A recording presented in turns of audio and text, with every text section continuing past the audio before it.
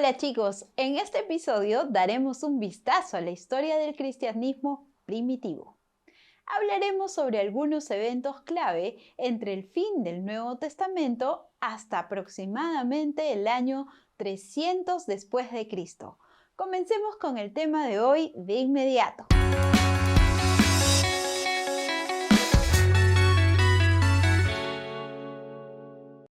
Entonces, anteriormente en el cristianismo, Cristo expió nuestros pecados, organizó su iglesia, murió y resucitó.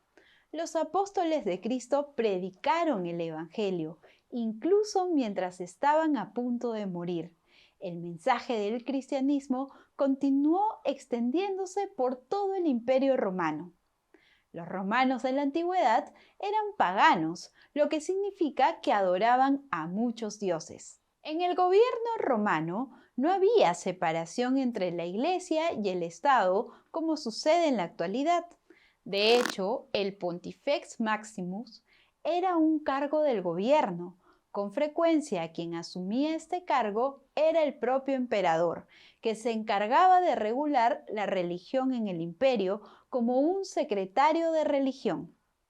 El gobierno respaldó el paganismo. Roma aceptó dioses de todo el imperio en su panteón de opciones. Sin embargo, curiosamente, ninguno de esos dioses paganos ofrecía salvación en la vida venidera. Los dioses paganos estaban muy preocupados por el aquí y el ahora. Si los adorabas y ofrecías sacrificios, te bendecían con lluvia o éxito militar, etc. Si no lo hacías, había hambruna o algún desastre natural u otras cosas malas. De hecho, si los romanos perdían una batalla, a veces enviaban investigadores a esa área para averiguar a qué dioses no estaban adorando y luego los añadían al panteón. Sin embargo, el problema con el Dios cristiano tenía muchas implicaciones. En primer lugar, los cristianos creían que la salvación venía solo a través de su Dios y que todos los demás eran dioses falsos.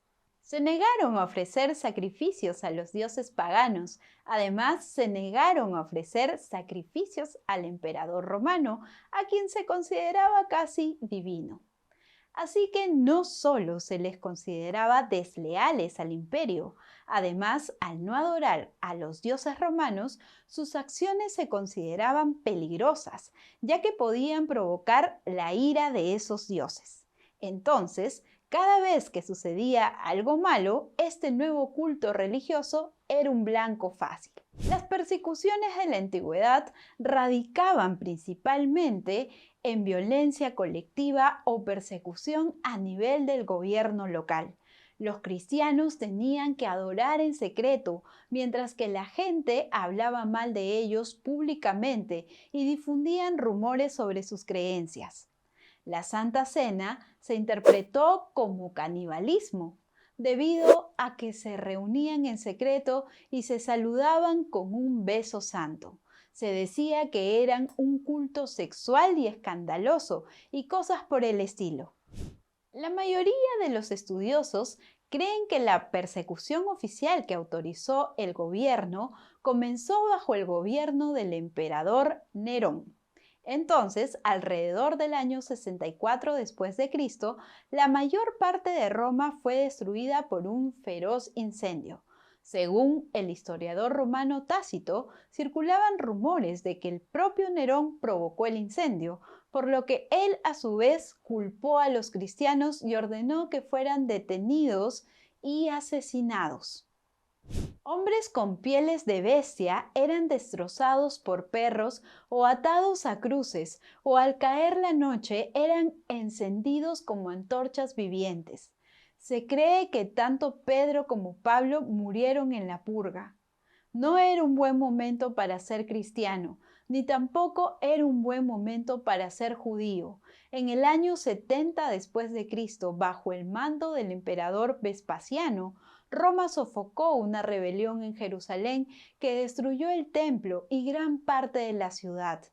Sin embargo, a pesar de que el eje central del cristianismo en Jerusalén fue destruido y los apóstoles estaban siendo asesinados, el celo religioso cristiano y la promesa de salvación hicieron que su fe se mantuviera firme y continuaron ganando seguidores hasta el siglo II. La persecución continuó en diversos grados a lo largo de este siglo bajo varios emperadores.